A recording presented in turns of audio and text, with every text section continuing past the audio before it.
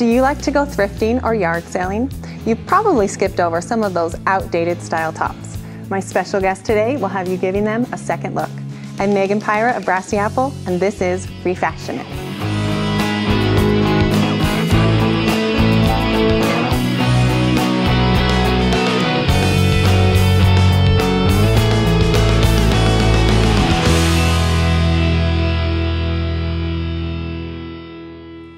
Today I'm joined by Christy of Lemon Squeezy Home. Welcome to the show. Thank you. Christy is really talented with the sewing machine and has an eye for seeing these diamonds in the rough. So tell us why you like to refashion.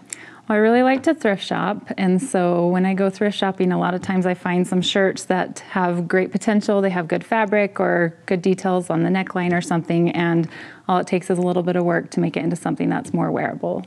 I love that. I love to go thrifting and find something that I can totally make my own. So I'm really excited about today's project. So tell us, what are the supplies we need?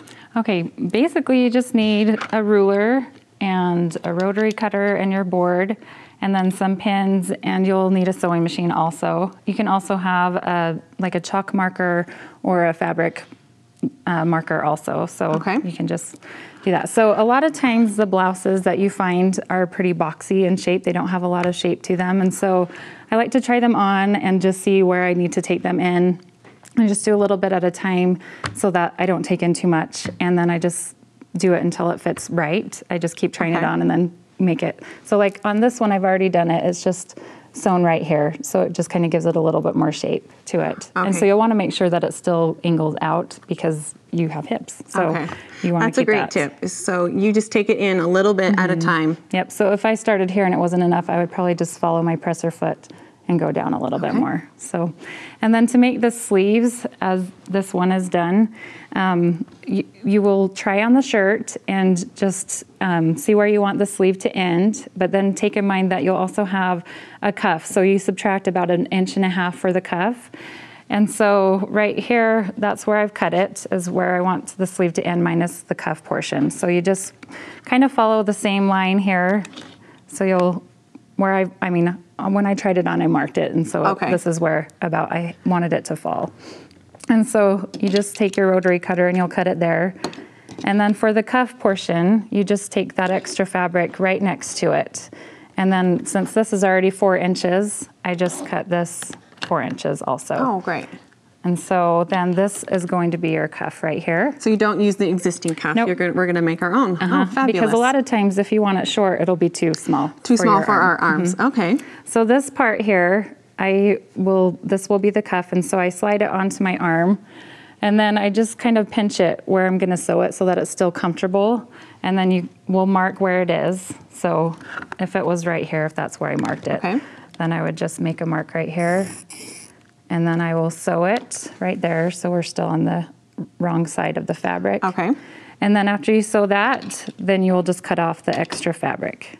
And so after that, you'll take your cuff, and so we'll pretend that I've already sewn that because this is what this is. But I'm going to show you really quick. You want to put the wrong sides together. If I can find it here.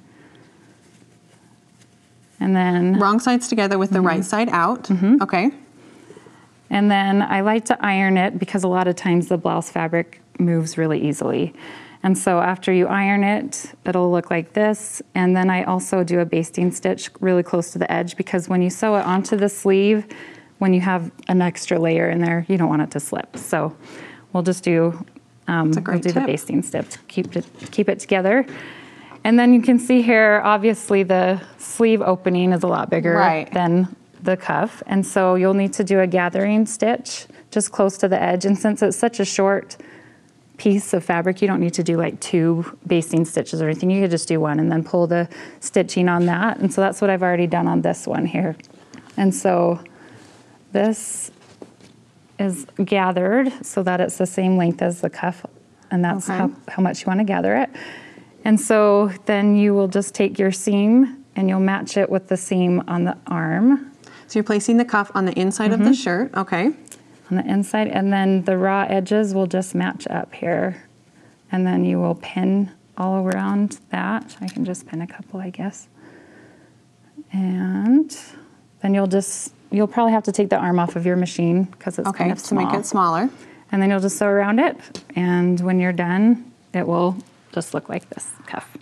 So I think the before and after is so amazing. it's really easy. I love it, and I love that you even belt it to bring it up to be a little bit more modern and trendy.